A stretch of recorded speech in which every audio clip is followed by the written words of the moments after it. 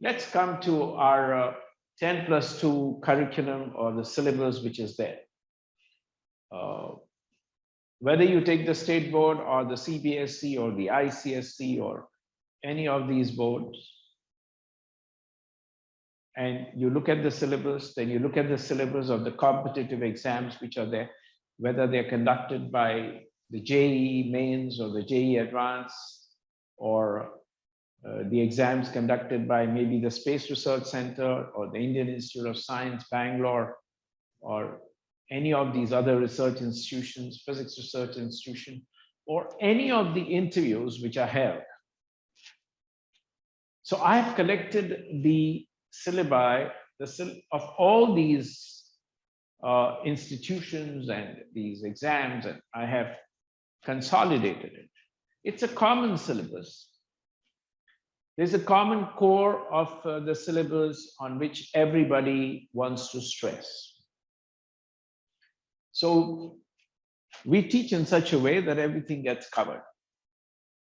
But my whole idea here, when I started the physics classes, and this was many, many years back, and when I started giving physics, the idea was that what is it? Like, how do I put it across to the student in the short time so that not only he gets a comprehensive idea, but he gets focused and he knows exactly what he has to study and how he should chronologically set his chapters so that it moves smoothly. That was the idea. Now, you guys have 3 subjects. Most of you, the math stream, that is the people who want to go for science, research, engineering, you have physics, chemistry, maths. And then you have the people who would like to go for science, research, and the medical field. You have physics, chemistry, botany, zoology. The physics content is the same. The content is the same. The way of testing is slightly different. The supposedly the best exam or the toughest exam which is set in this country, the JEE Advanced, where people normally then go to the IITs and some of these best research institutions, etc. That JEE Advanced exam is considered to be, let us say, tough, the toughest, whatever. It is a very good exam.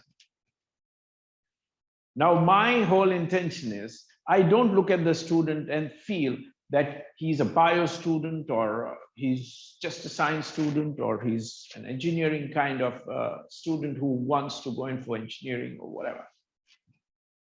I teach physics. And my assignments, my exams are such that there's a level 1 of testing and there's a level 2 of testing.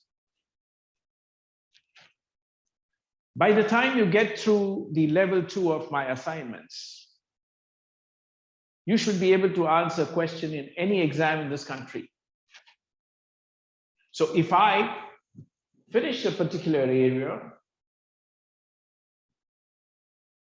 and I say that, all right, our assignment discussions are over, we would have the assignment discussions, we would have probably even a set of exams, then you should be able to answer the questions in any exam in this country in this area. That's how the teaching is done. There is nothing called first year teaching and second year teaching. I mean, this is something which is very sad and it's a marketing thing, but there is nothing like that. There is a 10+2 syllabus. It's a 2-year program. And you have to somehow in 1.5 years or 10, 12 months, finish it. That's it. Most of you who feel that you're in the first year, they'll be running through and maybe just touching, and then in the second year, they're going to revisit and give you a damn good revision, you're wrong. They're not going to do it. No institution has done it till now, and none of you. They'll just give you assignments of the first year when you are in the 12th, and they'll tell you finish it. None of these guys. are going to teach you again the chapters that they've done. They would just throw some formulas on the board and they would say, all right, the chapter of in mechanics, this is it, and they would put some formulas and they would say, that's it, revision is over. So you have to do your work and your chapters thoroughly the first time. Take it from the level 1 to the highest level. And then do the assignments. And then the pre-engineering students can sit for their exams and the medical students can sit for their exams. If you've gone through the assignments, you will do your papers well. Not because I've repeated something from the assignments. I never do that. My exams will always come to the level of the All India exams. I don't believe in giving an exam every week. I don't know where this system has come from. I believe that if it takes me 15 to 20 days to finish an area, I talk of area, I don't talk of chapters. If it takes me that much time, after that, I would spend time discussing the assignment, and then only once I feel everybody has reached a level above average, then I give a paper. Exams are all thinking exams. There is no exam where you just have to have a formula and you put it.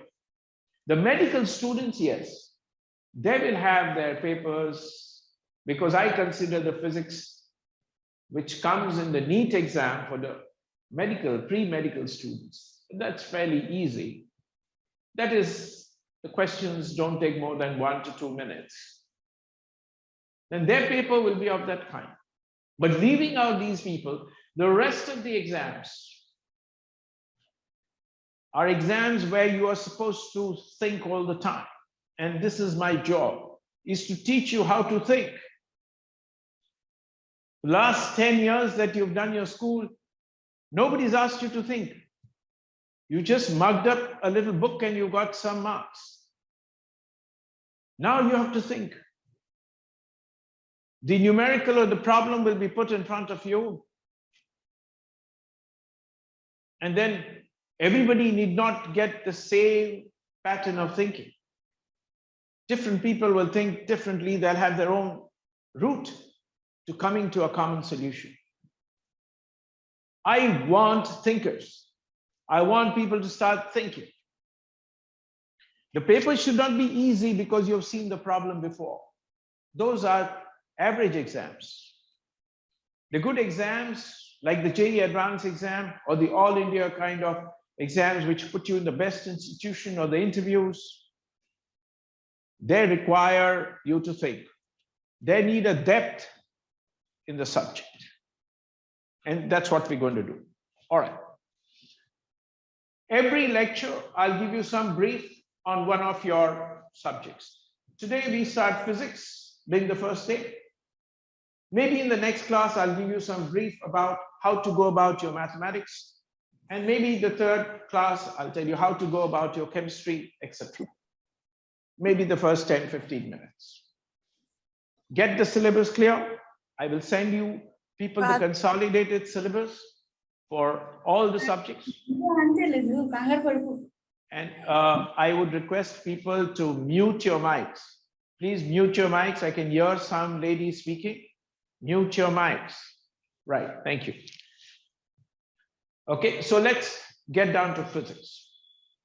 If you see the physics syllabus, which is put across for the 10+2 students, it's a wonderful subject, wonderful syllabus. Okay, now if you really focus carefully on the physics syllabus for 10+2 and you look at it with some focus, you will find that the subject has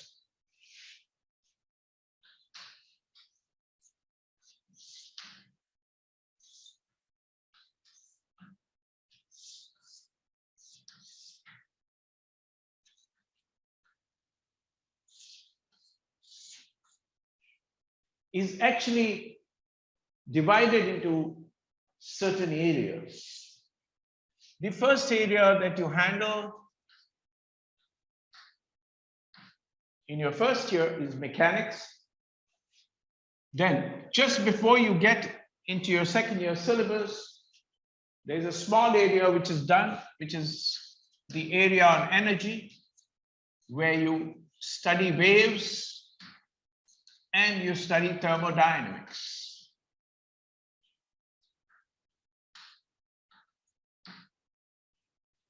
This big area is electromagnetism.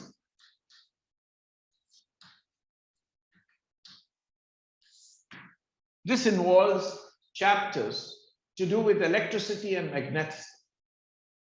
Electrostatics, current, electricity, magnetism, electromagnetic induction, and then your circuits, different circuits, electrical circuits, under DC conditions, under AC conditions. And then slowly you have a theoretical exposure into the works which were done by Maxwell, who's the father of electromagnetism. It was Maxwell who brought electricity and magnetism together. His work. And then slowly his work, which leads into the electromagnetic phenomena like electromagnetic waves, which is wave optics. And slowly you have an area to do with optics. Light.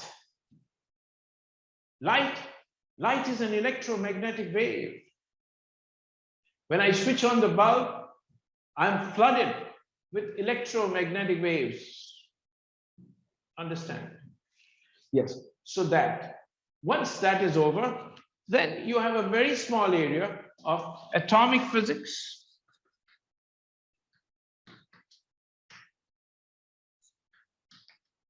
and nuclear physics.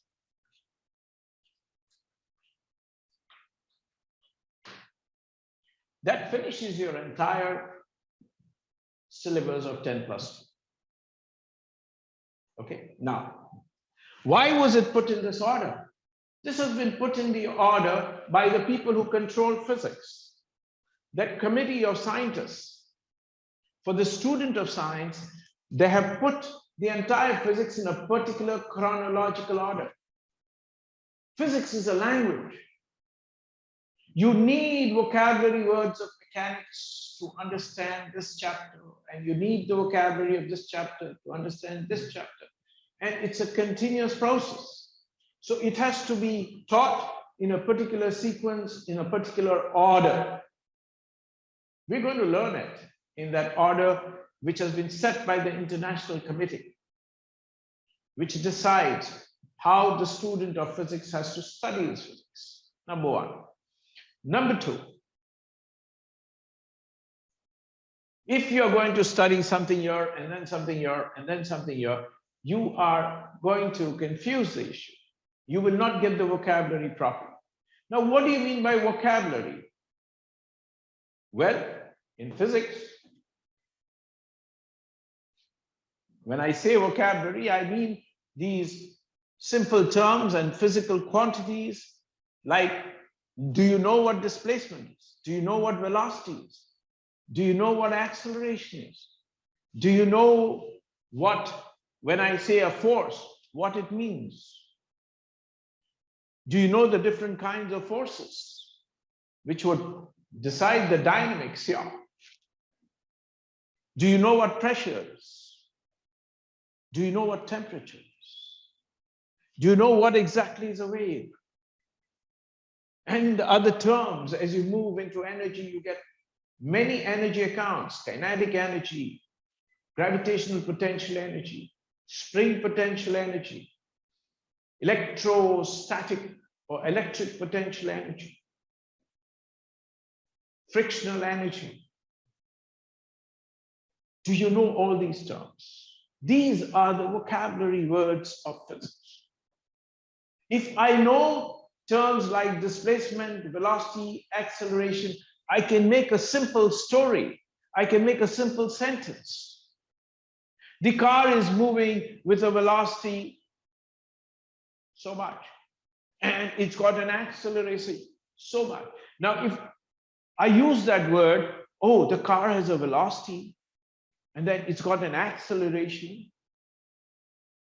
Somebody who doesn't know the meaning of velocity and somebody who doesn't know the meaning of acceleration will not know exactly what it is.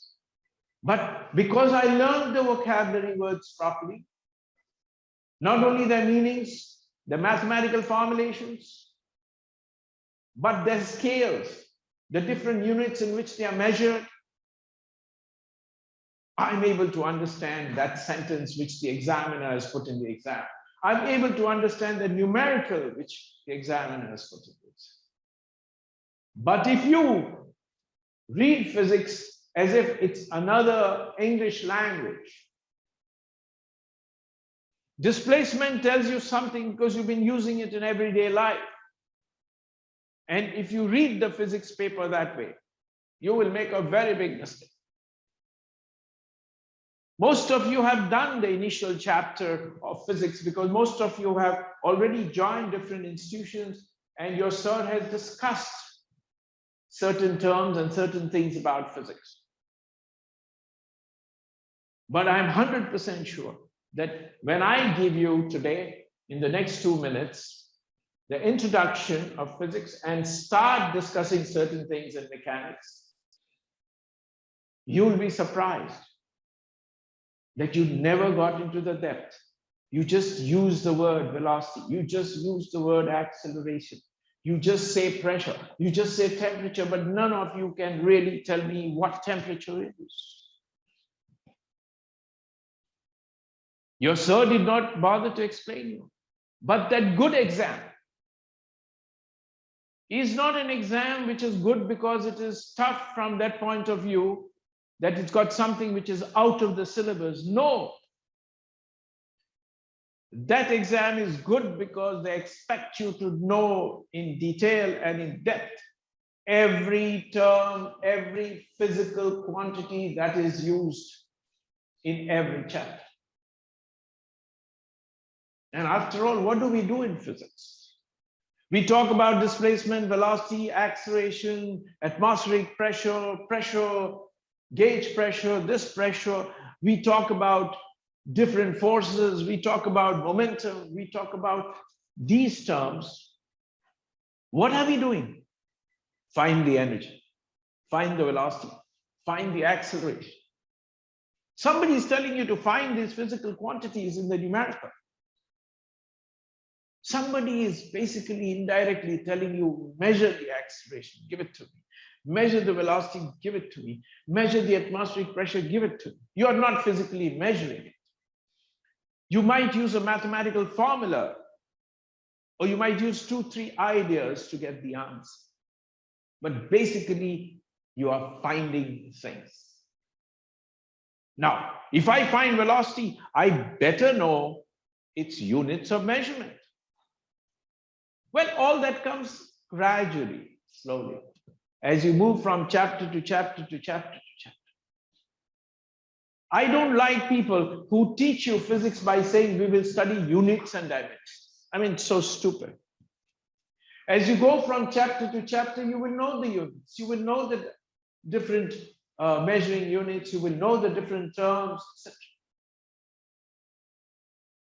How can I talk to you about the units of pressure as so-and-so or the...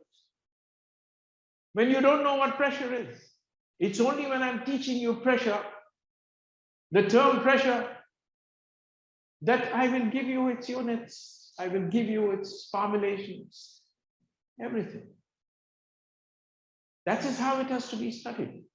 Not that somebody gives you something on the top and makes the subject boring and makes it difficult to digest. No, it's a beautiful subject. So in your first year, this is the area which you're going to cover. And I will start discussing this. Next time in an interview, somebody tells you that, what did you do when you started physics? Say mechanics. This entire area has come about because of Isaac Newton. Newton is considered the father of mechanics. Maxwell is considered the father of electromagnetics. And once you get into atomic nuclear physics, yes, at your level, very little is there. But when you go further for studies, it's a huge area. Then this year, the person who initiated atomic nuclear physics in the correct perspective was Einstein. And Einstein always said that I'm standing on the shoulders of Newton and Maxwell. Without their contribution to physics, I would not be able to put through my ideas of atomic and nuclear physics, which is basically the invisible world, which you and me cannot see inside the atom. You and me cannot see inside the nucleus. Einstein's contribution mostly was in these areas, what subsequently got developed into what we call quantum physics. Okay, good. So we know that this is our syllabus, and we have to start our discussions on the first area, which is mechanics. So let me put down mechanics here on the side.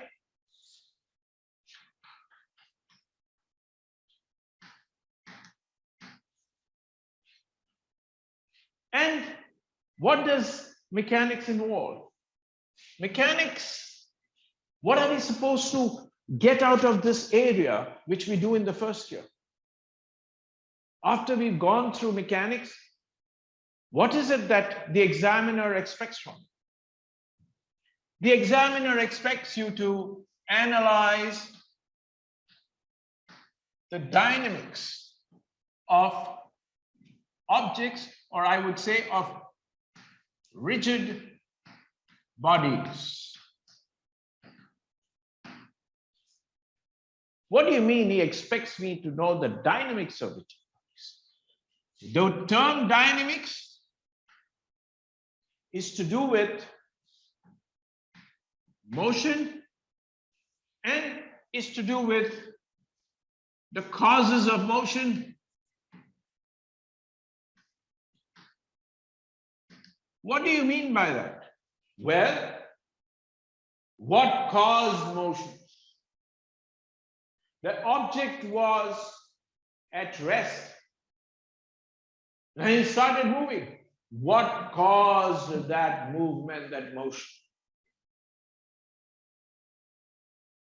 Causes. Forces, a wonderful word that Newton created. Forces. He says it is the forces which the environment exerts on the object.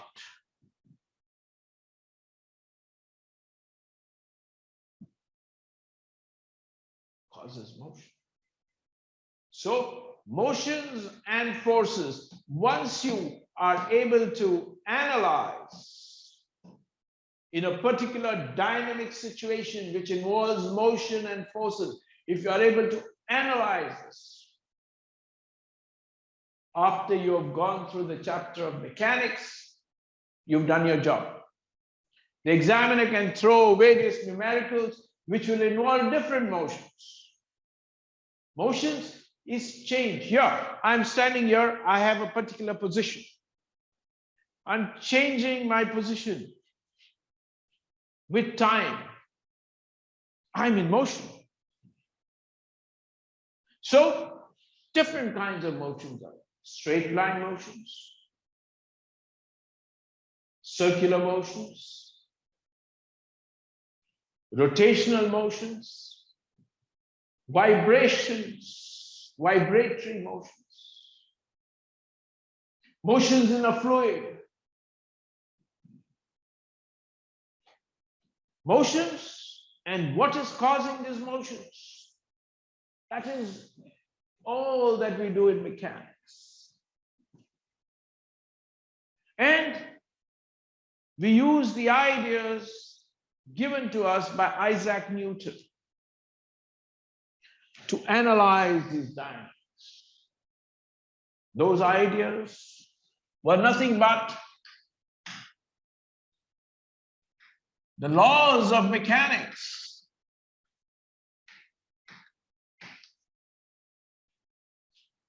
Newton gave us these laws, these rules,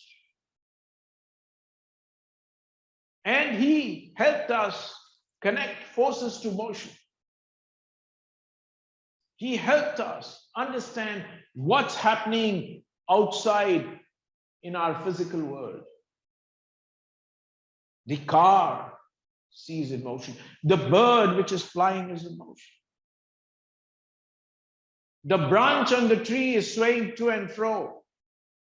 Vibratory motion. That boat in the water, in the ocean, is bobbing to and fro. Motion. Vibratory motion. Oscillation. Suddenly there is an explosion. Pieces are flying around. That motion. Impulsive motion. Something that happens in an impulse. What are the forces involved? What kind of motions resulted? That's exactly what we learn in mechanics. Yes, it has been split up into different chapters. Chapters are in the textbook.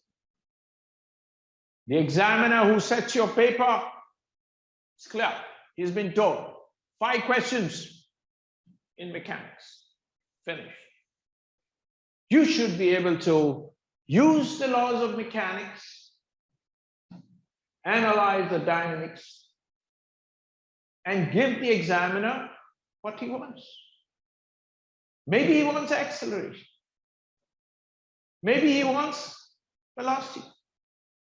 Maybe he wants the pressure exerted by the forces.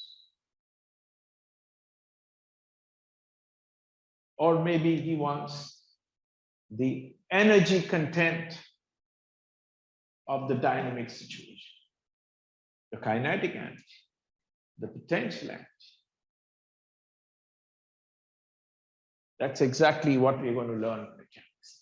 If you are getting these ideas, and if you are focused that I'm moving towards a situation where I should be able to analyze the dynamics of a body which is going through rotation, rotational dynamics, or that object which is oscillating to and fro, that dynamics, then I've done my job.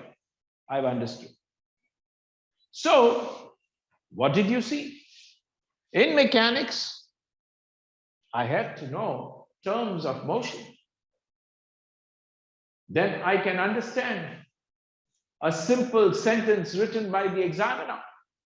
So I got to know what are the terms, what are the vocabulary words, what are the physical quantities which will help me define motion, understand motion, displacement, velocity, acceleration. But there are different kinds of motions. Straight line motions, motions in a plane, projectile motions, circular motions, motions in space. That's where we start our discussion. Then we will move into what caused these simple motions. And then we improve the laws of mechanics that Newton gave us and extend it and create a wonderful umbrella of wonderful concepts which will cover mechanics. Good. Whatever we study in mechanics, we will require in electricity. We will require in magnetism. We will require in electromagnetic induction. We will require it right throughout. So if you don't understand something that I'm teaching you, stop me.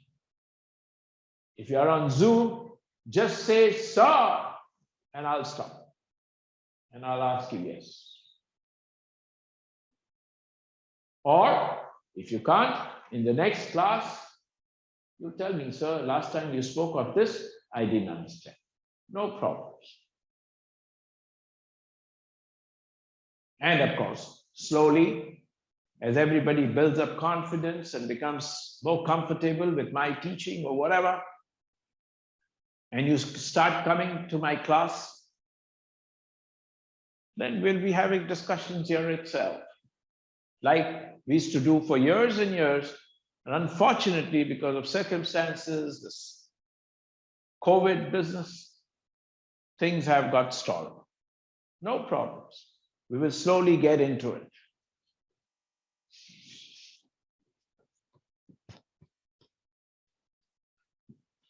So we start our discussions in mechanics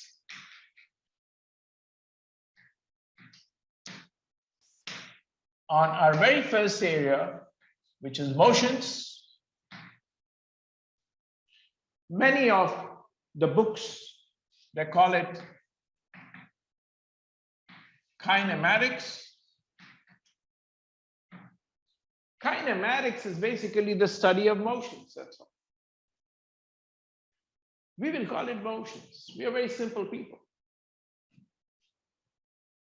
But I just listed 2 minutes back that there are all kinds of motions, from straight line motions to motions in a plane, that is circular motions, projectile motions, motions in space, then motions which involve vibrations, motions which involve rotations, all kinds. To start our discussion so that we can understand the simple physical quantities.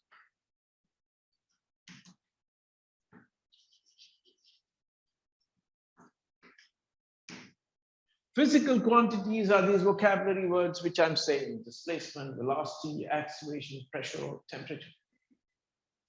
To understand these physical quantities, it is quite common sense that committee which created the subject, those top brains of physics who put down the subject of physics for us, they said, start with the simplest motion. So we start our discussion with the simplest of the motions, which is straight line motions.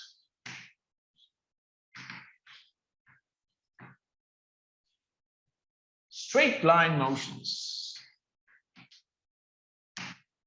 And then we slightly go in, still simple, but we go in for a more involved motion.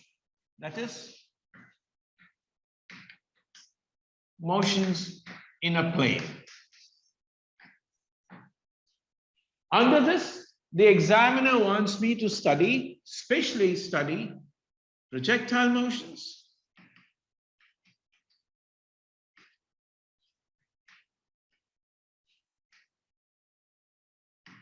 and circular motions.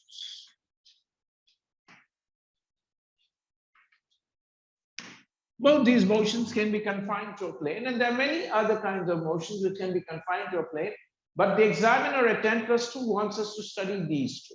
The numericals will mostly be based on these two.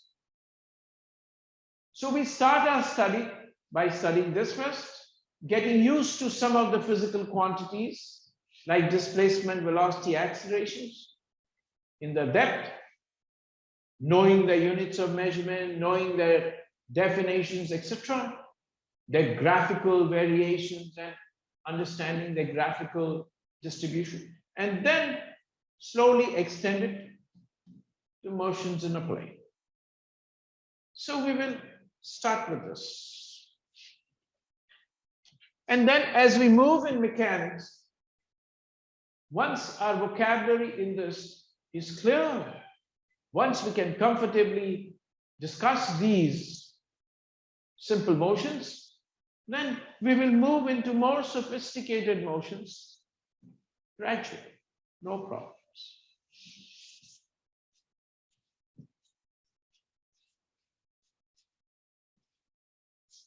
So let's start our discussions on motions with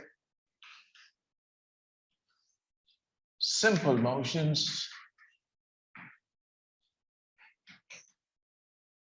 and that is straight line motions.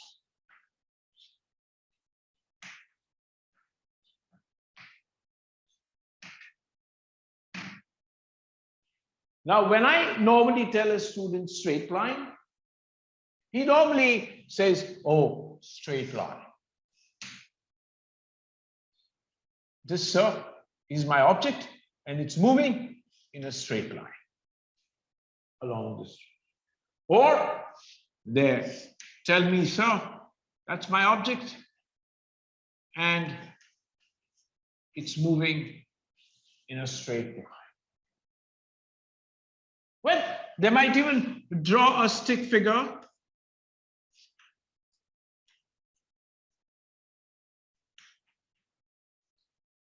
and toss a ball up, and they say, sir, see, this object, straight line motion, there, represented with symbols. But straight line, an object, this is in physics called an inclined plane. You'll never see it in real life. Because if you're walking up a hill, it will never be like this. It will be up and down and up and down and up. This is just a theoretical representation of an incline. Instead of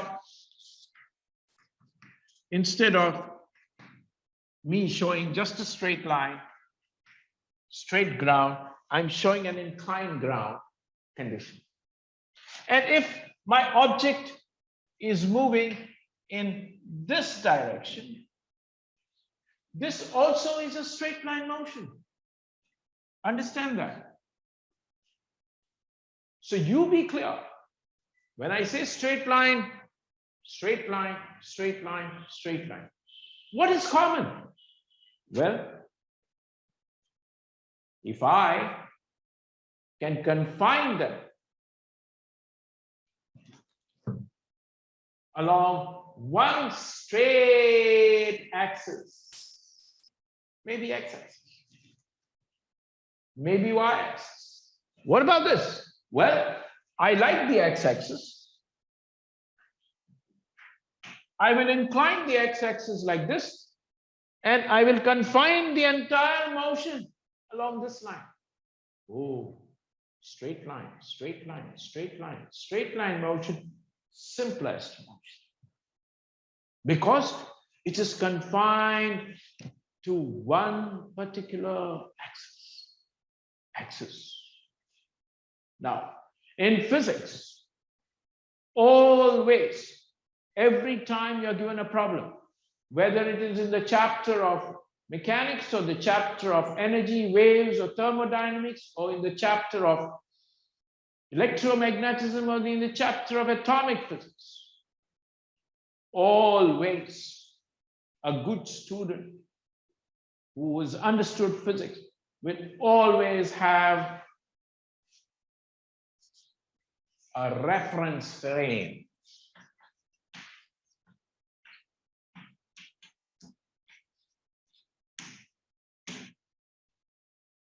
I will use, to start off with, the simple Cartesian coordinate system.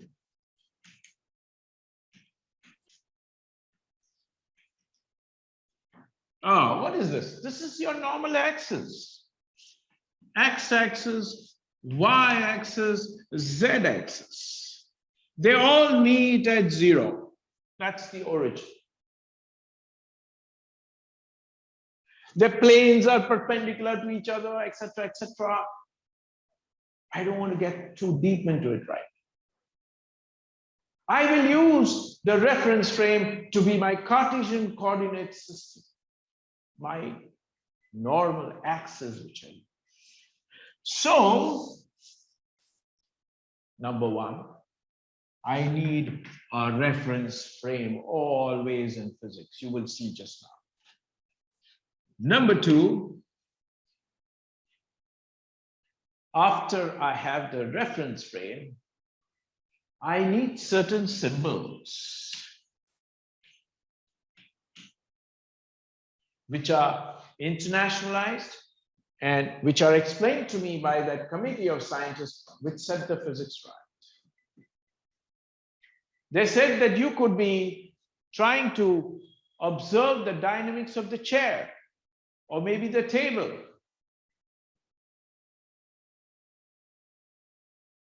Or maybe the car outside.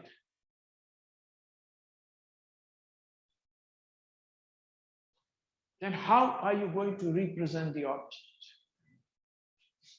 By a rectangular block. So when I put it on paper, it appears as a rectangle, but it's a block. This could be your chair, this could be your ladder, this could be your table, this could be the car, this could be the aircraft. This is a symbol which represents my object. Symbol. Otherwise, in real life, you'll never see such objects. I've never seen a person who looks like this. It's my object. It's my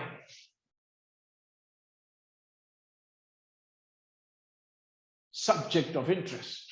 The car, the chair, the ball. That's my object. Symbol. Remember that. Don't ever think that physics is to do with these rectangles or rectangular blocks. This is just a symbol which represents a chair or the car or the ladder.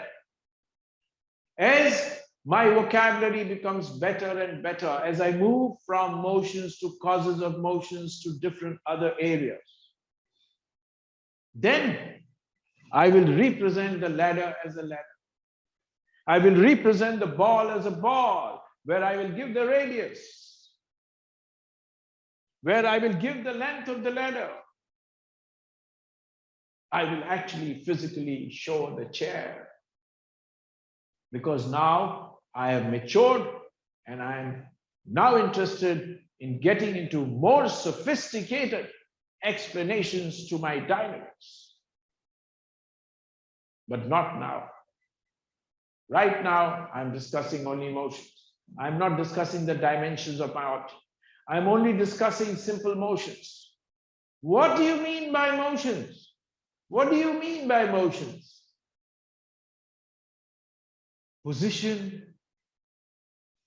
Position changing.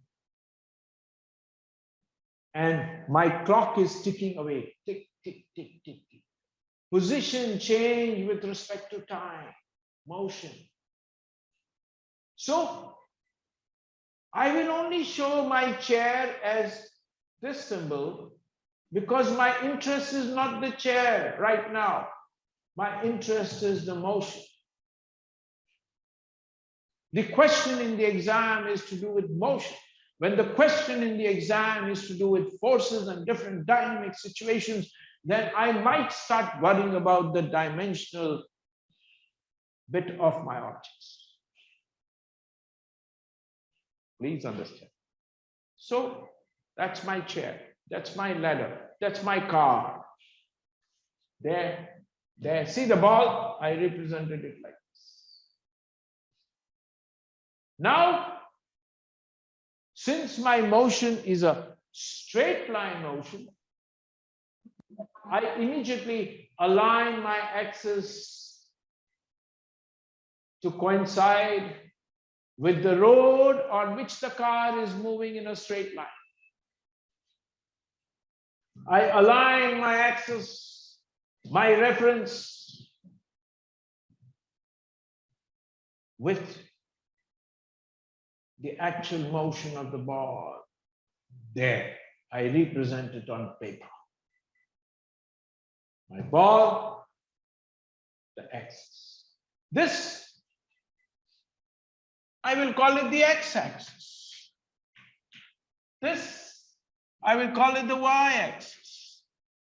This, I like the x-axis, So I align my x-axis. I need a reference.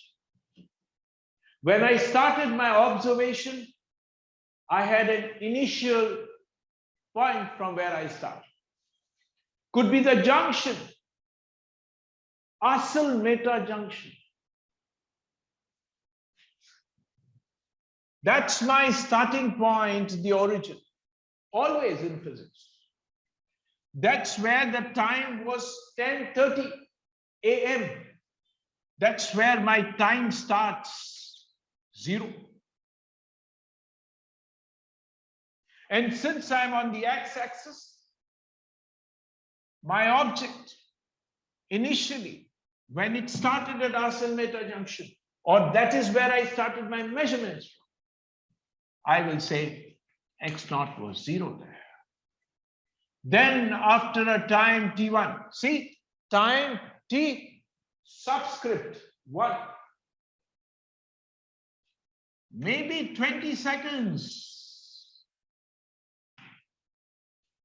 Where was the object? x1. Why x? Because I'm on the x-axis. Your y1. Why? I'm on the y-axis. Time t1 started from 0. T not equal to 0, y not equal to 0. When I started, looked at my watch, 10:30. I'm watching the car. Yes, it was here. After 20 seconds, it's here at x1. After 30 seconds, it's here at x2, t2. Your symbols should be clear when you're solving a problem. If you use the alphabet X, X, X with a subscript, examiner knows you've aligned the x-axis. Y1, Y2, Y3, he knows you align the y-axis. Then where is T2 measured from? Always the start. Where is X2 measured from? Always the starting. Always. Such standardizations and norms and symbols were fixed by the committee of physics. We have to know that. Never get confused about these things and never use something without knowing why we are drawing this box. It's a symbol which represents my object. Very good. Let me get these basics cleared first before I start my discussion and start explaining you things. Now, as I move from one explanation to the other, I will keep introducing certain symbols which are internationally accepted. Wherever you go in the world, you're fine. Physics, you're fine. This is important. This kind of clarity is very important. Okay, fair enough. Fair enough. Let me start my discussions on straight line motions. Let me start getting into the physical quantities or vocabulary words that have been given to me by the committee to understand motions, displacement, velocity, acceleration, etc. Fair enough.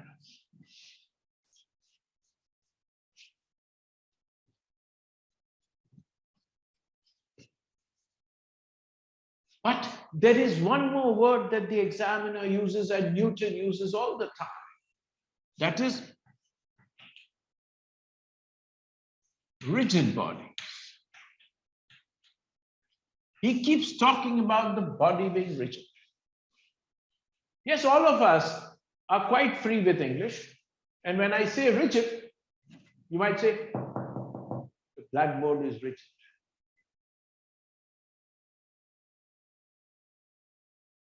This chalk is pretty rigid. But my hand, when I press my hand, it is, when I'm applying some force, it is deforming. Its shape is changing of my arm. Not rigid. When I take this ball, which is resting on the ground, this is the symbol for the ground. Two strokes. It represents the ground, our ground, the earth. This is a ball, a rubber ball. When I press it, its shape changes, gets deformed. This is not a rigid body. You think because I'm doing this, the blackboard is rigid? No, sir. I take my finger and I put it on this, and you look at the contact between my finger and the blackboard under a microscope.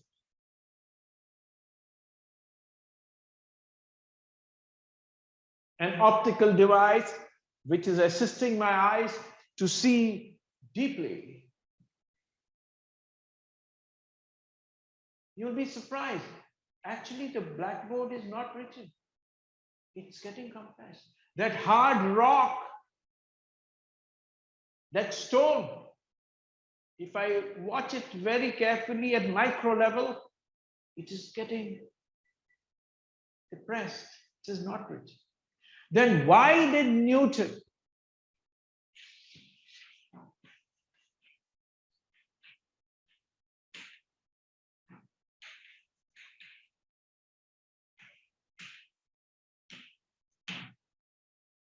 Newtonian mechanics, why did Newton talk about rigid bodies? Because he says objects which get compressed, change their shapes, are very difficult to analyze, very difficult to understand the mathematics behind it, very difficult to create a formulation. But our world around us, nothing is rigid. Nothing is rigid. Every material found on the earth has some element of elasticity.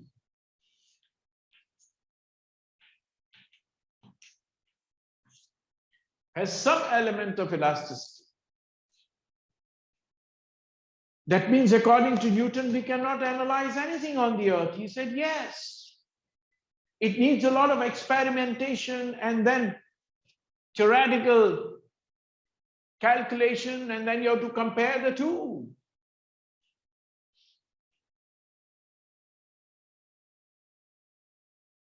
But he has taught us in the entire mechanics, rigid body dynamics. He's taught us the dynamics of rigid bodies. What do you mean by a rigid body? All right. A body where the millions of particles out of which it is made up of. Maybe if we go down to the atomic level, all those millions of atoms and things like that. When you say rigid body, that means they are locked up together. And if I move this body by a few centimeters, every particle, every atom moves by those 10 centimeters. If I rotate this body by 30 degrees, every particle rotates by 30 degrees. That's the kind of rigidity I'm talking about. Then how do you analyze the dynamics of this ball? I press this ball, I find the top half moving up and down, getting compressed, moving up and down, nothing happening to the bottom. If I press it very hard, then I find the ball compressing and then bouncing off the ground. How do I explain this dynamics? Then Newton said, simple. take out the content of this ball.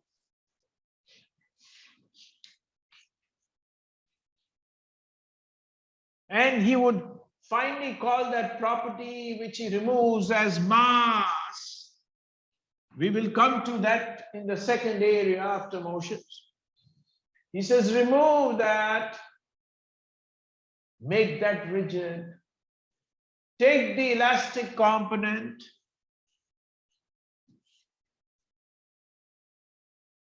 and he removed the elastic component, he showed a spring. Now he says, if I press this, I can create this. But he says, since this mass has got now divided into two, then he says, no problems. I will take this M1, I will take this M2, and I will put a spring here. Now, when I press this, the top moves up and down. If I press it very hard, then even the bottom will start moving like this. But, he says, you can apply my laws of mechanics only to rigid bodies.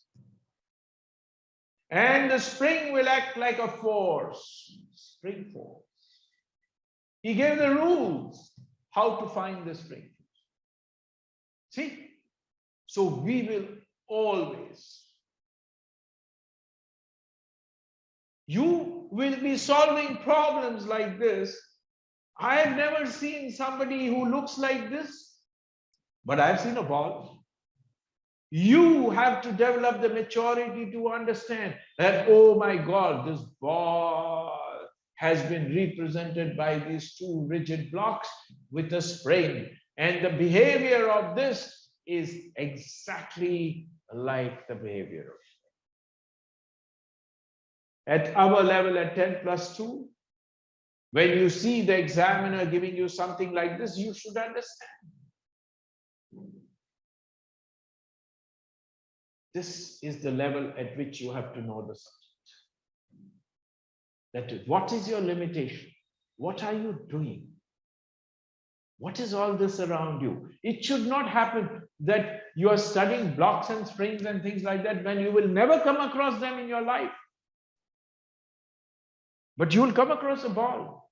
You will come across on the water a boat which is bobbing up and down, which you will represent as the mass of the boat and the spring there, and you will represent it like this. If this boat is also wobbling to and fro like this and moving up and down in the water, I want to represent it on a piece of paper and understand the physics behind it, give an explanation about the forces involved. Then if it is also doing this and also doing this, then I will take the block, which is my boat, the rigid part of the boat, the springy part of the water,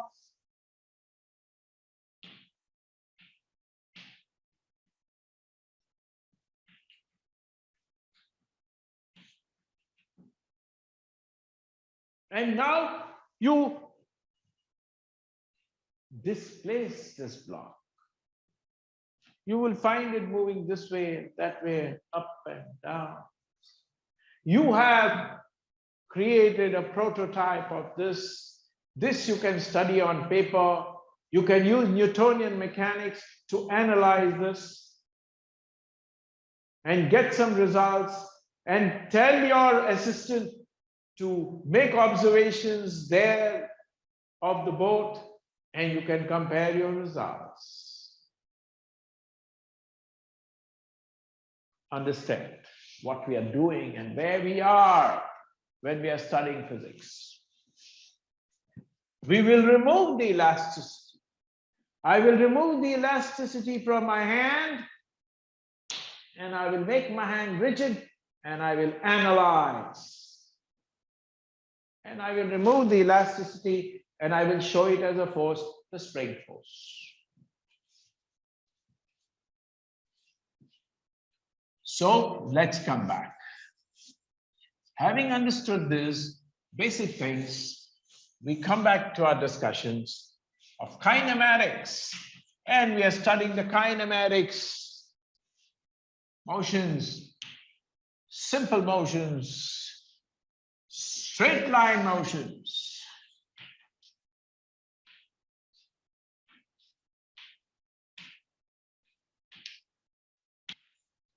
Straight line motions, simple.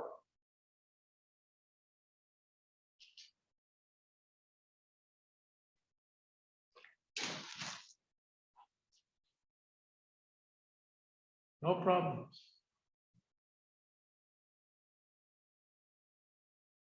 I need certain simple vocabulary words, physical quantities to define my straight line. This was my car moving on the road. Symbol. Moving, just show an arrow. Moving, motion. And just moving on a straight road. I took my axis, x-axis, straight line motions, straight line, I needed only one axis, and I felt the x-axis looks good. I coincided the x-axis with the road. Car, I coincided my origin of my axis, the zero, with the starting point. Cars moving, but the point from where I started my observations. The time was 10:30 a.m. I said that is my zero. The location, I coincided the origin, so x naught was 0.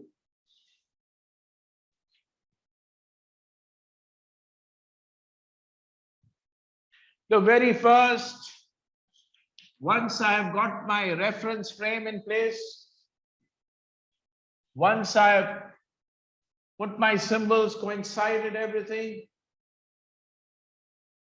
the first physical quantity to understand motions, the examiner says, is displacement.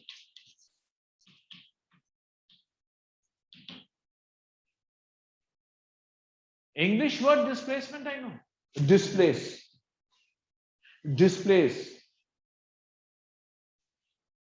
Very wrong in physics. It has a symbol, it has a measuring unit, and it has a mathematical formulation how to find it.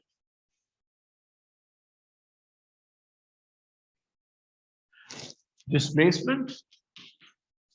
Second one, velocity. Third one, acceleration.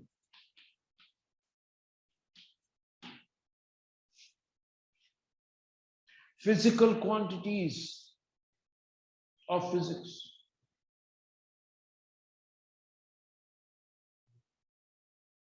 But within the first chapter itself, within the first page itself, he suddenly starts talking of physical quantities,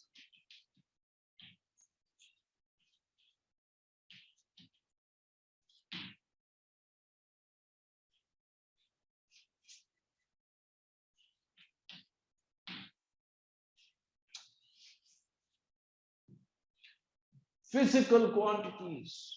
These physical quantities, he says, will be classified. Two major classifications he created, sir. He calls some of them vectors and he called some of them scalars.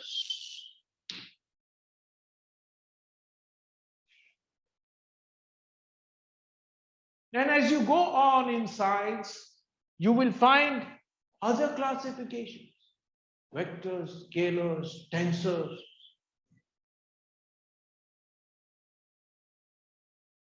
So as he kept listing displacement, velocity, acceleration, mass, force, pressure, temperature, current, voltage, etc., etc. As he kept listing out, as we moved into the subject of physics, it is the committee which decided who's the vector and who's the scalar. Which physical quantity is a vector and which physical quantity is a scalar. You don't decide as a student. It has been pre-decided by the committee of scientists and given to you. Why did they create? Why did they create this complication? Why call some of the physical quantities or vocabulary words as scalars? And why call some of them as vectors?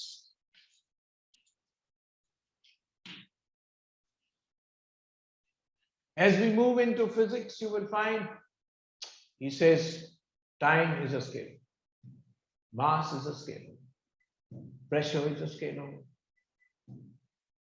and you will go on. Current is a scalar.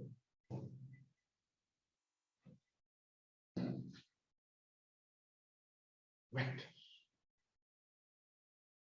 What is this? This is very strange. Yes.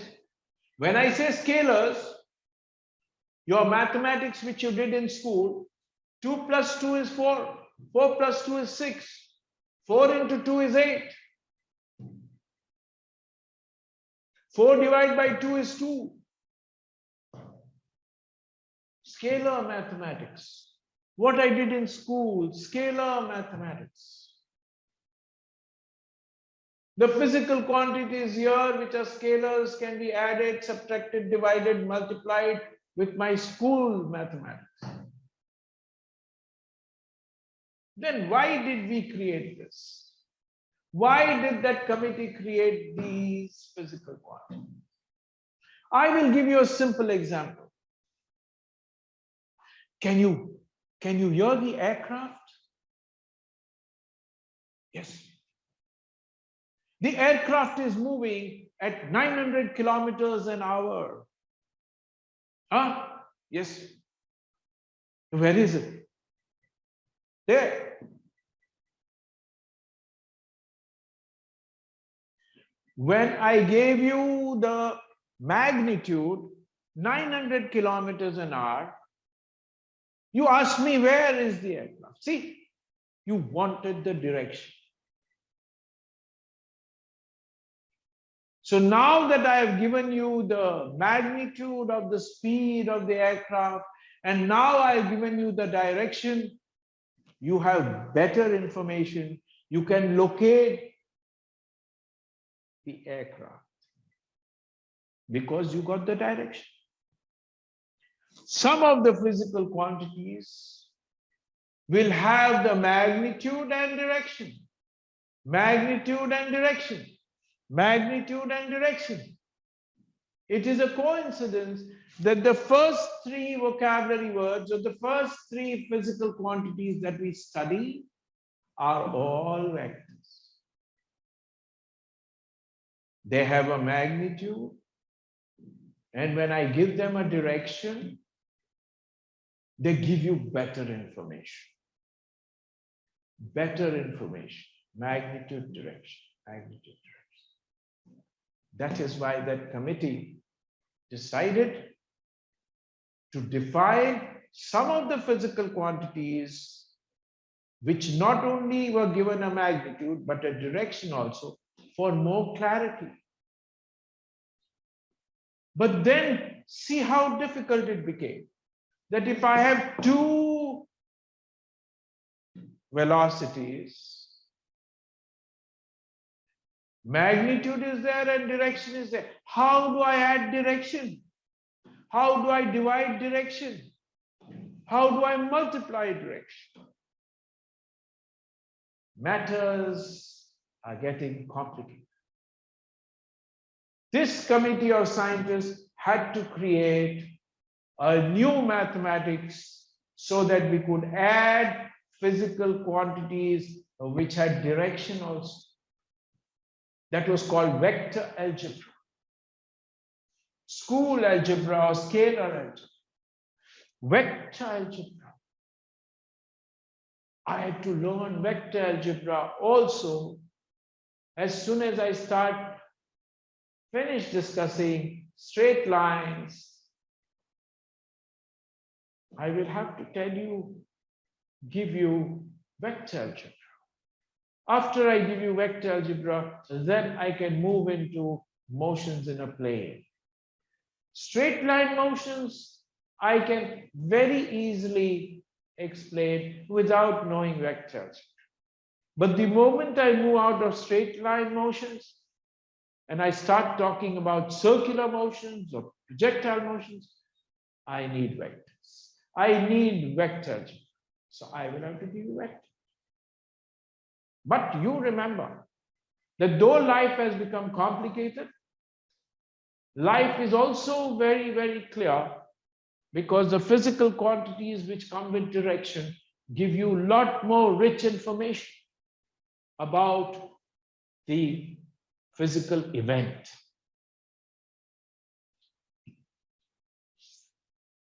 So, the very first physical quantity that the examiners wanted me that the people who created physics wanted me to know, to understand straight line motions, basically motions, was displacement. Then that committee told me displacement has a symbol.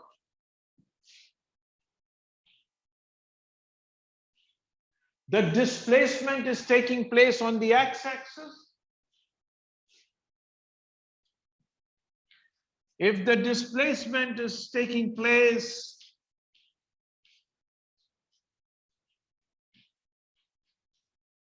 and I've coincided the y-axis, then displacement along the y-axis, straight line motions, straight line motions, straight line motions. But it's a vector. How do I tell somebody it's a vector? Symbol. It has a symbol. Displacement, this delta means displacement along the x-axis. It's direction. It's a symbol.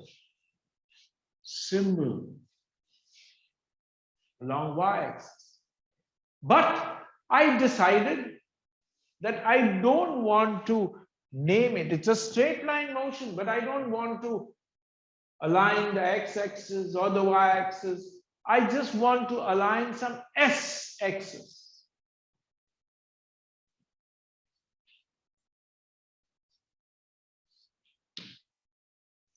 Displacement. My object was moving in a straight line, and I said, all right, I will use S.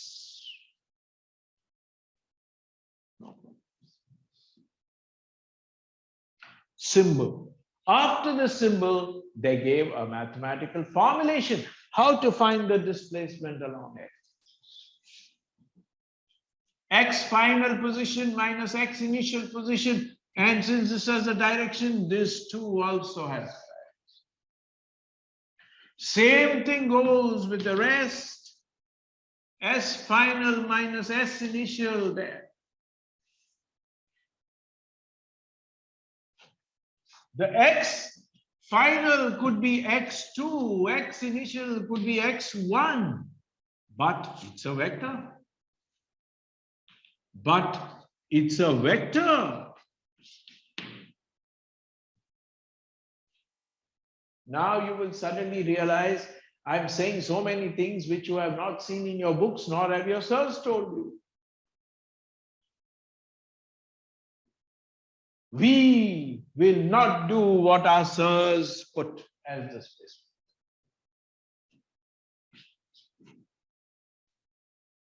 Because we are not studying for today. We are studying the entire physics. Then you use the international symbols which are accepted, which come in the good exams.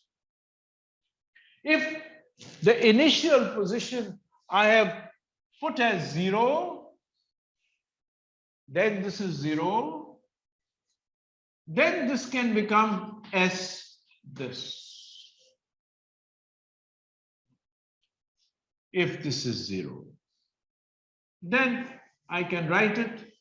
If this is 0 initial position, then final position I can write this.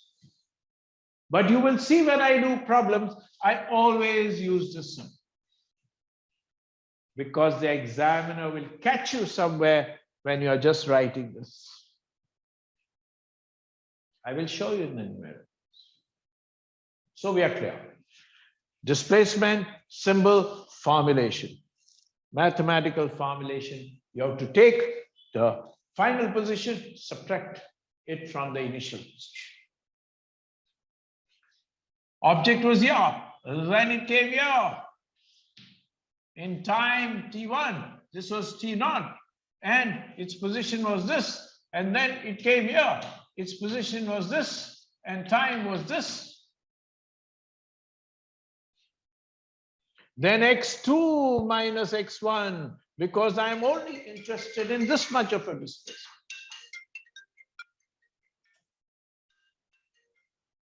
Yes? Okay. Good. So I got the symbol, I got the formulation. And now, after doing that, I'm getting some idea. Then they told me measurements. They said that as per the standards, that same committee was divided into the committee of weights and measures. The committee of weights and measures says that displacement involves different distances and length. And for length, they said, since we have to follow a common international system of measurements, we will call it the SI system, the International System of Measurements. And length we will measure in meters with the symbol M in meters.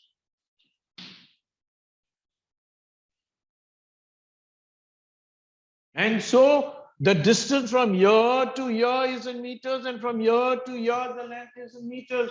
So those measuring units will be meters for displacement. Time, they said time we will measure in seconds. And so time was measured in seconds, 0 seconds, 10 seconds, 30 seconds. Very good. X1, 2 meters. X2, 3 meters. From where? From here. Never from here. From always the initial reference point. Displacement. But how do we show it? How do we show displacement geometrically? On this diagram. X2 minus x1, x2 is greater than x1, x2 minus x1 is a positive quantity. Then the displacement on the x-axis, if x2 is 4 meters and x1 is 1 meter, then 4 minus 1 is equal to 3 meters. Not correct. 3 meters with a plus sign. Plus 3 meters.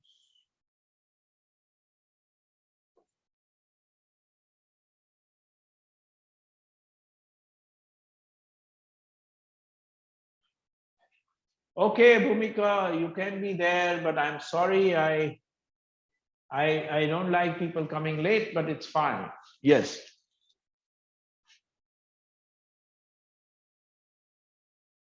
Geometrically, we write it like this. But where is the direction? You had drawn an arrow here. Where is that, sir? You had drawn an arrow here. Where is that arrow? No problem, sir. If you put an arrow also, it is not a problem. But then you are not putting an arrow here. It's because I have put the plus sign. Now let us come to it. When I'm moving in this positive direction, it is positive sign. When I'm moving in the negative direction, it's negative sign. Even if I'm on this positive side, but if I'm moving here, it's the negative direction. And even if I'm on the negative side, but I'm moving in this direction, it's the positive side. So in straight line motions, I don't have to worry too much about directions. The plus and the minus is sufficient to tell me the direction. Now, geometrically, how do I represent this displacement? Delta x equal to 3 meters. No problems. 3 meters, x, it was x2 minus x1. x2 minus x1. 3 meters, I measure from here 1 meter, 1 meter, 1 meter, 3 meters. And then direction says positive, positive direction.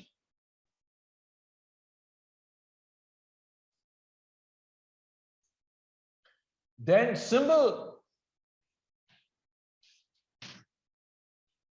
That's the displacement arrow. That's the displacement.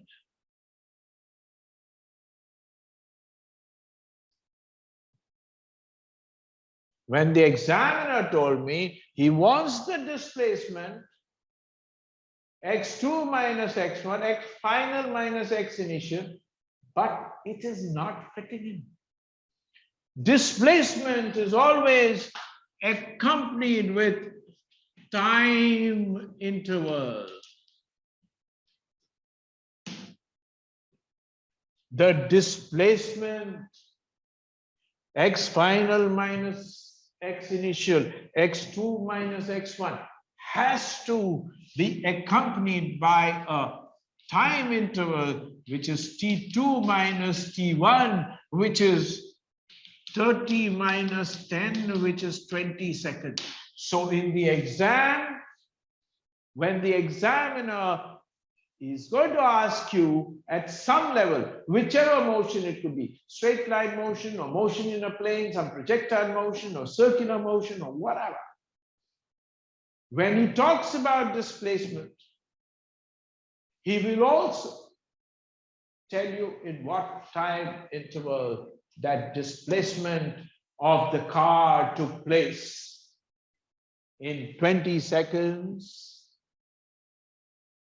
taking this as the initial position and this as the final. The displacement of 3 meters in the positive direction happened in the time interval this. See, now the explanation is complete. Displacement on its own is meaningless, but the displacement in a time interval given in 50 seconds has a meaning. Good. Good. What was displacement? Symbol, symbol, symbol. Mathematically, what you're supposed to do, S final minus S initial. Examiners have told me that the position from the initial reference is measured in meters. So the measuring unit becomes meters. And I said, time is ticking away. It was 10:30 a.m. Then 10 seconds later, what is the time? After that, 30 seconds later, what is the time? From here, from 10:30, 30 seconds later, what is the time? Then he said, in this much time interval, what was the displacement? 3 meters, and it came with the direction plus or minus, because in straight lines, You either have a direction this way or you have a direction this way, plus or minus. So I don't need any sophisticated vector notation. Vector notation is okay, it's a vector. But I don't need any additional direction fundamental. For me, the plus and the minus is sufficient when I'm talking about the straight line. So when this fellow is throwing the ball up, I have aligned my y-axis such that I know this direction is positive. No problems. Then y1, then y2, then y2 minus y1 will be plus something, and it will be in the time interval delta t, t2 minus. Always remember this delta, never say change. It represents final minus initial. If you say change, it can be T1 minus T2. That's not correct. It is always delta represents final minus initial. And the symbol for displacement is delta. Don't ever say displacement and write the alphabet S. This is totally wrong. It is S with an arrow only if initial is 0. If initial is not 0, the symbol is this. You will see that when we do numericals. Relax. We have just started the first vocabulary word displacement. Very good. Things are getting clearer. Things are getting clearer because the symbols and everything we are understanding. That why was the examiner showing us rectangular blocks? The chair, the table, the aircraft, the car. It is just a symbol which represents the object, because we are discussing motions. So we are not interested in the dimensions of the object. We are only looking at the motions.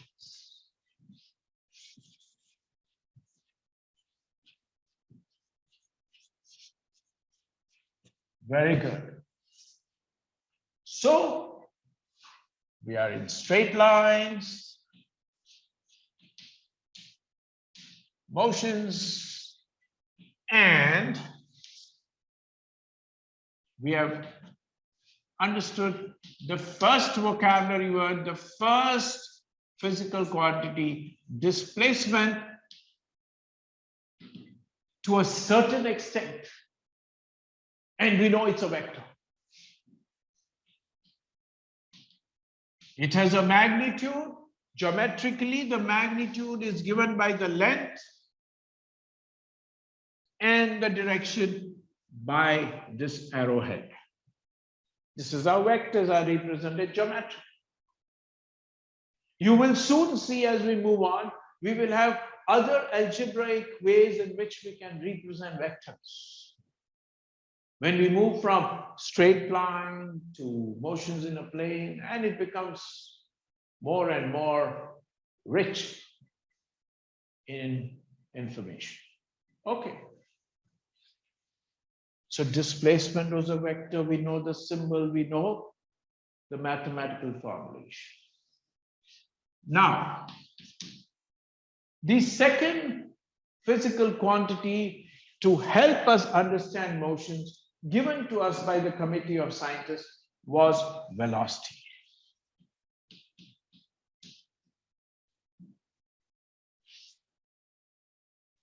Most of you do not know what velocity is.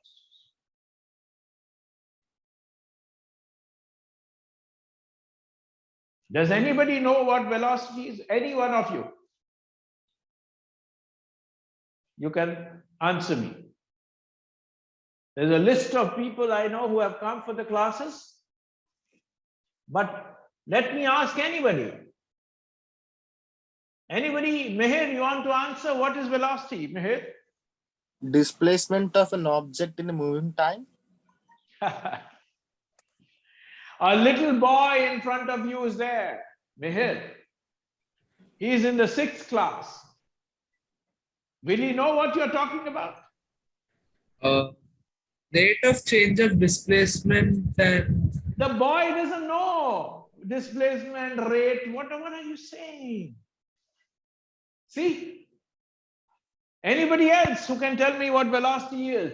If you can explain the 6-year-old boy, you know what velocity is, then you have understood velocity.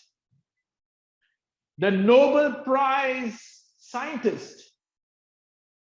Anybody who has ever heard a Nobel Prize guy talking about his invention, his discovery? He talks in such a simple language that even a little school kid can understand his 50 years of work, because he knows his subject. Anybody else who can tell me what velocity is? Bhumika. Sir, the rate of change of distance. Who is this? I am Satyadeva, sir. Totally wrong. That means you people have been going for weeks to your institution. You're finished 10 years of education. You're 16, 17 years old. And the very second vocabulary word of physics, you do not know velocity. Anybody else?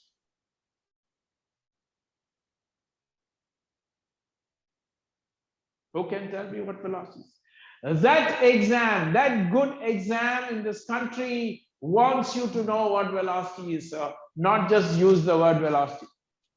Not just use the word pressure. What is pressure? Not just use the word temperature. What is temperature? You cannot answer this very, and you have got 99% and 98% in the 10th class. I would have failed all of you. Anybody else? Come on.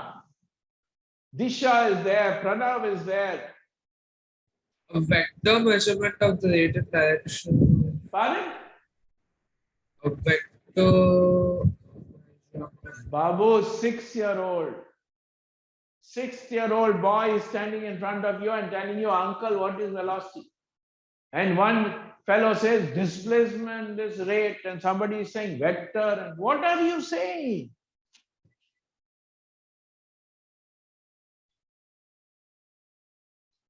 Understand why I'm teaching you this subject. If you do not understand these simple physical quantities of physics, sir, you can never answer the numerical in the exam, because you have not understood the meaning itself. You are just throwing some rubbish at me. When Newton created the word velocity, watch carefully. Let us say my object was moving on the ground, ground symbol. This was my object, maybe a car. This is the symbol which says it's in motion. And let us say I use the reference frame, which is my x-axis. Hence, every position of the object will be represented by the symbol x with a subscript starting at x not equal to 0, where I started the measurements. And I started my time there. It was 10:30 a.m. I wrote down 10:30 a.m. on my data sheet. Then it went to x1. Everything was in meters. Time was in seconds. x2, time t2. x3, time t3. And I, for 1 hour, I kept noting down different positions with different times. T4 is measured from here. When I say T4 is 50 seconds, it means from here. When I say this is 20 meters, it means from the 0. That is the data sheet created when my person on the ground from Asilmeta Junction was measuring the car moving at different times. Newton looked at this. He looked at this and he says, this is rubbish. This is in meters, this is in seconds. Fair enough, measuring units. But he says, this is rubbish. It is not telling me anything. Okay, displacement I can find out because I have a formulation. This maybe I wanted to find out here the displacement. Maybe I found out, maybe even I found out the plus and the minus, the direction, everything. And maybe geometrically I represented the displacement. Fair enough. But in a motion, I am interested in knowing how fast, how slow the body is moving and in which direction. How fast, how slow a body is moving and in which direction.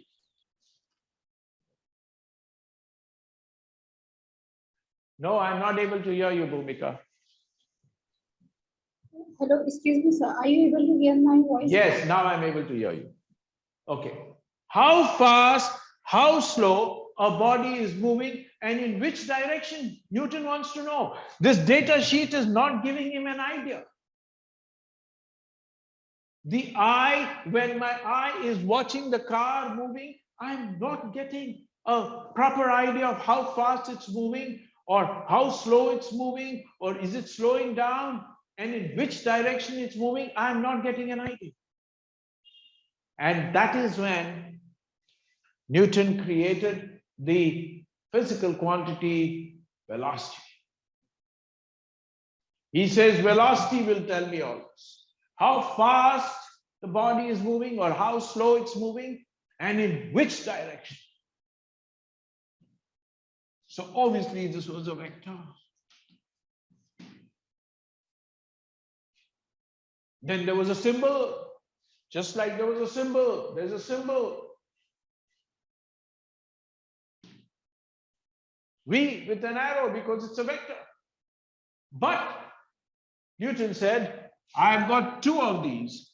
One is, so he says, velocity symbol, but he says I have two. One is average, the other one is instantaneous. Average? Yes. I would like to know, as an observer who's observing motions, position change with time, I not only want to know in a particular time interval, what is the displacement? Very important, you should mention the time interval every time you mention displacement. Yes. But I want to know how fast, how slow a body is moving and in which direction. Then I have complete information.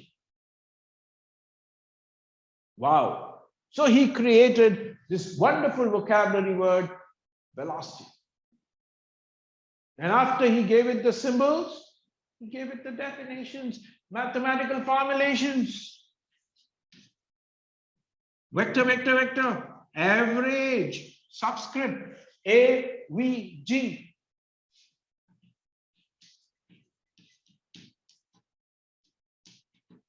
If you are on the x-axis, then he says average velocity is this with the arrow. If there is an arrow on the left side, there's an equal to, there has to be an arrow on the right side. Oh, the ratio of displacement with time. Displacement is in meters and time is in seconds. So the ratio will tell me how fast or how slow the body is moving. But there's a time interval involved. Hence, it's an average. Which means the object was moving. Different positions at different times. Measured everything from zero.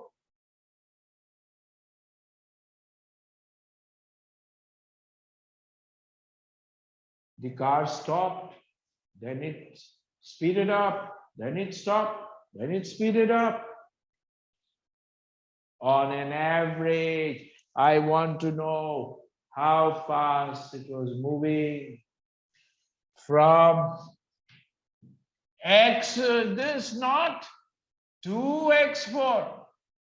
As it was moving, slowing down, speeding up, etc. In this much time interval,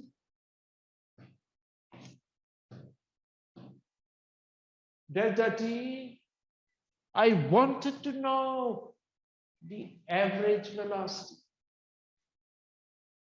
So I took the displacement x4 minus x naught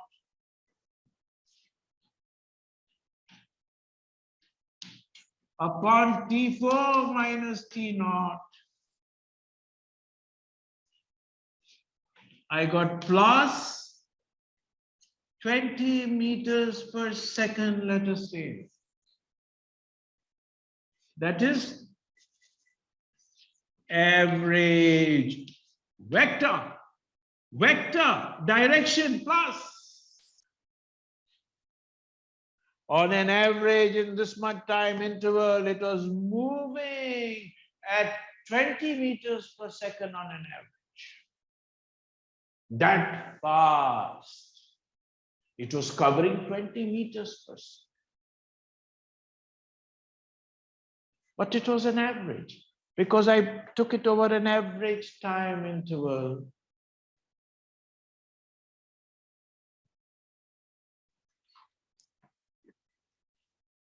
But there was another one also Newton gave me. He called it instantaneous velocity. But we don't write the subscript instantaneous, just V with the symbol tells you at an instant. What do you mean at an instant? The car is moving there at this time, at that instant. What was its velocity? At that instant. Wow. The mathematical formulation was very complex. Limit as delta t tends to 0, the average velocity, which is equal to limit as delta t tends to 0, average velocity means this upon this. Delta s upon delta t or delta x upon delta t was instantaneous velocity. So complex. Not only that, he further gave it the symbol ds by dt. And he says arrow, arrow, arrow.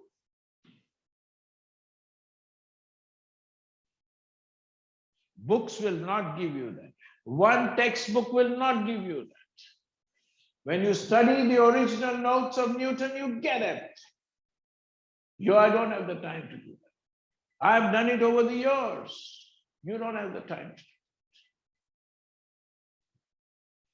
it. And so, he said, what is this? What is this terrible thing that Newton gave in the very first page of physics? This was the beginning of a wonderful science that Newton created. And it was called calculus. Newton was the inventor of calculus. He invented this mathematical science, which was further improved and became a vast, very important area of mathematics called calculus. But this was the beginning. Just be with me for 2 minutes so that I can explain you this. It is very easy. It is wonderful.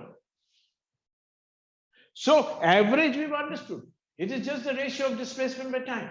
Displacement has a direction, so this will have a direction. I'm just dividing by a scalar, a vector by a scalar. Direction doesn't change, only the magnitude changes. So the direction of displacement is the same as the direction of the average velocity. See, another thing I learned. Wonderful. Because I'm just dividing displacement by a scalar. So only the magnitude changes, but the direction is the same direction that the average velocity is. Very important information. You will see that when we do numericals. Wow, great. Now, let's come to this terrible information. Scientists, people who are thinkers, for them, this tabulation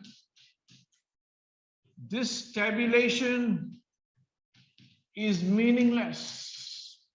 This tabulation is meaningless for a scientist. It is just a data sheet.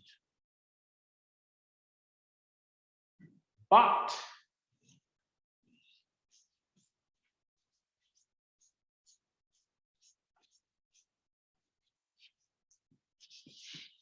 now see the graphical representations. Newton said, all right, I could be moving in the x-axis, or I could be moving along the y-axis, or I could be moving along some axis. I have not decided to name it. Let's call it S. Let's call it S. Then, if it is X,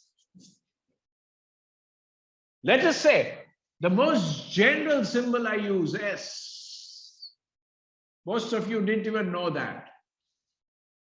It is a straight line motion. It's along one particular axis. Let me not call it X. Let me not call it Y. Let me not call it Z. Let me just call it S. Then this is position S.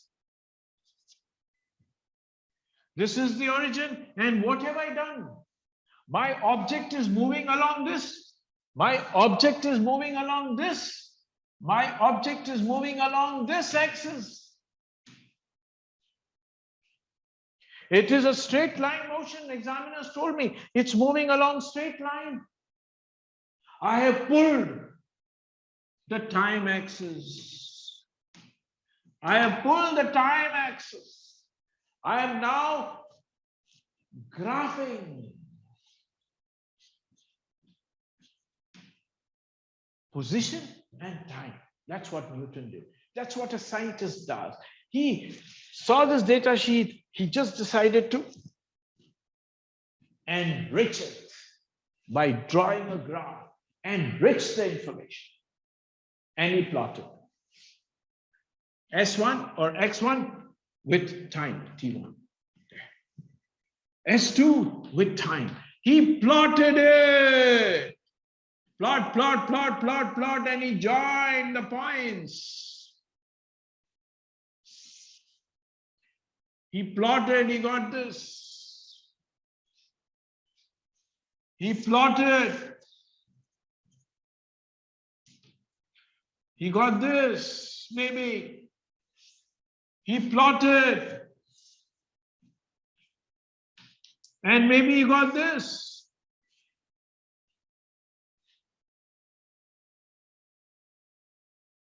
He plotted the positions with time and he got this. He is trying to give you the interpretation graphically of velocity, both average and instantaneous. Then you will understand the symbols, the sophisticated symbols, that mathematical formulation, limit delta t tends to 0, all that. You will understand if you understand the graph. He drew the graphs. Newton had to, after all, explain it to the committee of scientists also. To those scientists who are also doing other works. His term velocity. What is velocity? How fast, how slow a body is moving and in which direction. That's velocity. Let us say we take the interval from S1 to, let us say, some S2. Let us say this is time T2. This is time T1. What was the formulation for average velocity? What did you say? You said average velocity is equal to displacement upon time. S2 minus S1 upon delta T. S1, S2, there delta S and time interval delta T. You are saying it is a ratio. Ratio. This ratio I know from my mathematics. I know from my mathematics the definition of slope of a line. I know. Symbol. I know. Delta y upon delta x. My school teacher told me that. Delta y upon delta x. Slope. Slope of which line? A, B. Which line? This line. Slope of that line is delta S upon delta T. Whoa, that's the slope of AB. In a curve, when you have a curve and when you draw a line, it's called the secant. Is the slope of the secant AB in the position time graph. That slope gives me average velocity. Fantastic. So if the examiner gives me position time, the slope gives me average velocity. The slope in this graph from here to here, this slope, dot, dot, dot, dot, dot, dot, dot, dot, dot, dot, delta S, dot, dot, dot, dot, dot, dot, dot, dot, dot, dot, delta T. This ratio gives me, and this secant line, AB, the slope of the secant line gives me average velocity. When the examiner gives me position time graph, xt graph, yt graph, or some axis st graph, the slope gives me average velocity. How fast, how slow a body is moving. Now, I have seen the most student who has gone through the first year. When I told him that the motion of an object moving in a straight line, I'm telling him, motion of an object moving in a straight line is given by this. Then you know what he tells me? Oh, the object is moving like this. Arey, I'm telling you it's a straight line motion. What do you mean object is moving like this? Object is moving in a straight line along the s-axis. I'm telling you it's moving in a straight line. This is the graph of position time. But examiner says shown motion. Shown straight line motion. That's how we talk. Because position time, displacement time gives you motion. The motion vector. Newton called velocity the motion vector. Says motion. Everybody who's not exposed properly says, oh, motion. This is not motion, damn it. He's saying it's a straight line motion along this axis. You must be very alert. And now I'm telling you, the secant, when I find out the exact time interval during which he wants the average velocity, graphically, it is nothing but the slope of the secant. Now, slope, my teacher told me in school, that if this is a line, then you draw a horizontal line and you move anti-clockwise. then this is called the inclination of the line. Then tan phi, tan of the inclination of the line gives you the slope. In tangent, the trigonometric ratios tangent, if the angle phi is less than 90 degrees, the tan of that angle will come out positive. So this is a line with a positive slope. You take your right hand and you draw a line, positive slope. You take your hand and you draw a line, negative slope. If I draw a line like this, you draw a horizontal line and you move anti-clockwise. This is the inclination of the line. Then tan of the inclination of the line, inclination angle will be negative because phi is greater than 90 degrees. This dot inclination less than 90 degrees is positive. So the slope is positive. But slope is average velocity. Positive. That means the car is moving in this interval to this, it's moving in the positive direction. That's what it means. Positive slope of the secant, positive. It's moving in a straight line. If I find out delta S, S2 minus S1, that also is like this. Delta S direction is this. Average velocity direction is this. And that is what I told you in the definition.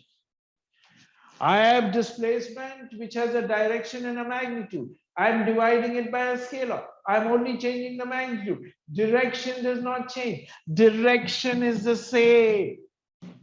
Displacement and average velocity will always have the same direction. Mind you, I'm talking of motion. Mind you, I'm talking of straight line motions. So I'm sorry the time has crossed. I just wanted to explain you. And the next term, instantaneous velocity. Don't miss the next class. I'm going to show you, and that will be our starting point of calculus. That is how Newton introduced calculus to the world, and you better be there for the class.